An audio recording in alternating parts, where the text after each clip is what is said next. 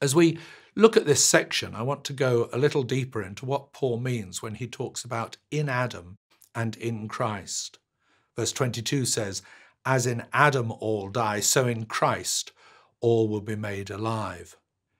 Simply put, the meaning is, of course, that all men and women die because they are like Adam, and all who are like Christ will be made alive.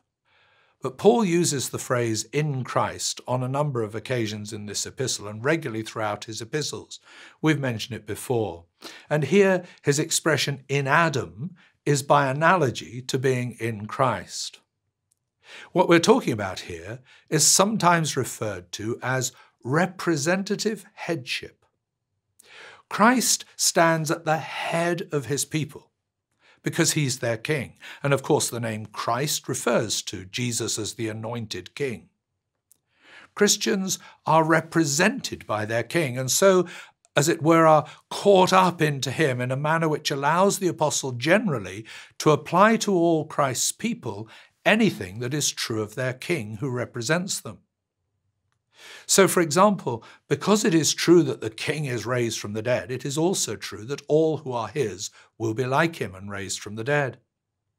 In different parts of his writing, Paul applies this in many different ways. So, for example, Christians are sons of God because Christ the King is the Son of God. Christ inherits all God's blessings, so his people do as well. Christ was crucified, and so Paul can say in Galatians 2, "I have been crucified with Christ."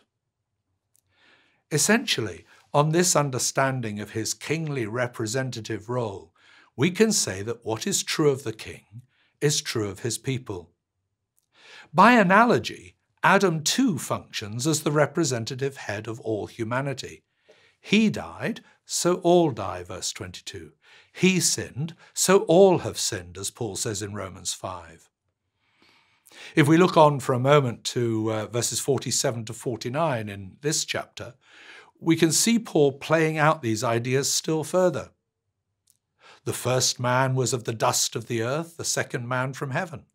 As was the earthly man, so are those who are of the earth, and as is the man from heaven, so also are those who are of heaven.